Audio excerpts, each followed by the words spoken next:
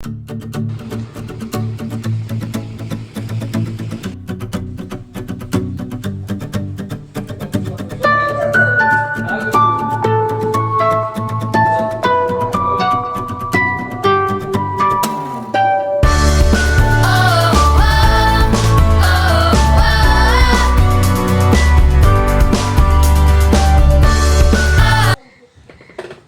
मंडळी, 14 सप्टेंबरपासून यावर्षीचा गणेशोत्सव साजरा होत आहे आणि या गणेशोत्सवाच्या अनुषंगानं बाजारपेठेमध्ये विविध रंगांच्या, विविध ढंकांच्या, विविध आकारातील मूर्ती दाखल झालेल्या आहेत आणि आपल्याला मनपसंत मूर्ती मिळावी यासाठी ग्राहक आत्तापासूनच बाजारपेठेमध्ये गर्दी करत आहेत आणि आपल्याला आवडलेली श्रींची मूर्ती आत्तापासूनच बुकिंग करत आहेत.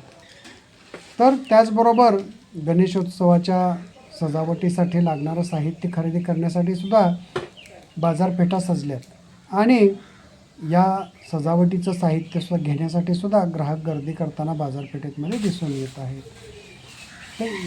तर मंडळी, आपण आता भेट देत आहोत कुडाळ तालुका जावली जिल्हा सातारा येथील कुंभारवाड्यातील गणेश मूर्तिकारांच्या कारखान्याला. त्या ठिकाणी नेमकी काय परिस्थिती आहे, गणेश मूर्ती कशा तयार होत आहेत आणि यावर्षी गणेश मूर्ती बनवताना या मूर्तिकारांना नेमक्या काय अडचणी संभवत आहेत का, गणेश मूर्तीच्या किमतीमध्ये काही वाढ होते का, यासंबंधीची चर्चा करण्यासाठी आज आपण आता या ठिकाणी मूर्तिकारांच्या समक्ष कारखान्यालाच भेट देत आहोत. तर पाहूया गणेश मूर्तिकारांचं मत काय आहे. स्वप्नील कुंभार. संपूर्ण स्वप्नील संपत कुंभार. आणि तुमच्या या फर्मचं नाव काय? फर्मचं नाव आहे श्री मंगल मूर्ती कला केंद्र कुडाळ. केव्हापासून तुम्ही ह्या मूर्ती बनवताय? या मूर्ती जवळजवळ आता 6 महिने झालं काम चालू आहे आपल्या मूर्त्यांचं. पण तुमचा हा व्यवसाय वडिलोपार्जित आहे? हा वडिलोपार्जित व्यवसाय आहे आणि गेले 15 वर्ष झालं आम्ही हा करतोय. बर. आणि मग तुम्हाला दरवर्षी किती मूर्ती बनवाव्या लागतात? आपण दरवर्षी 500 मूर्त्या बनवतो. बर. 1 फुटापासून ते 10 फुटापर्यंतच्या मूर्त्या असतात आपल्याकडे. बर.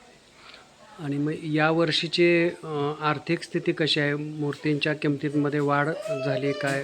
आता यावर्षी डिझेलचे भाव वाढल्यामुळं, गाडीचे भाडे वगैरे वाढल्यामुळं, ट्रान्सपोर्ट POPचे पण रेट वाढल्यामुळे यावर्षी मूर्तीचे 20 ते 30% रेट वाढलेले आहेत दरवर्षीप्रमाणे.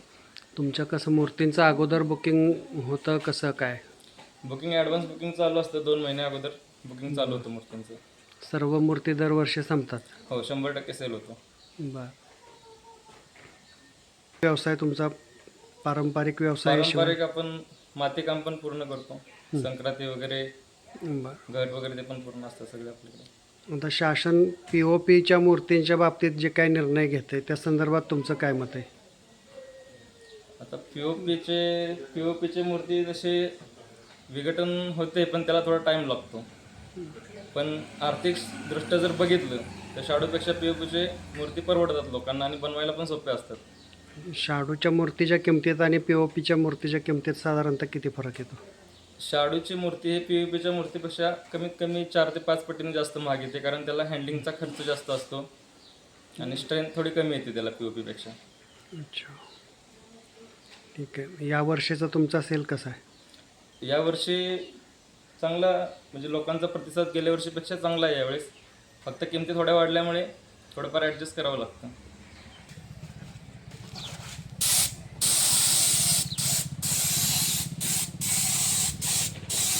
तुम्ही किती वर्ष बनवताय मूर्ती? आम्ही 15 वर्षापासून बनवतो. होय. तुमचे वडील वगैरे पण बनवत होते ना? वडील पण बनवायचे. मग आता त्यावेळेच्या काळात आणि आत्ताच्या काळात काय फरक जाणवतोय? त्यावेळेस वडील बनवायचं शाडू मातीच्या असायच्या. बरं. आता POPच्या सगळ्यात चालू आहे सगळं. बरं. शाडूच्या पण बनवताय का तुम्ही? बनवतो थोड्याफार.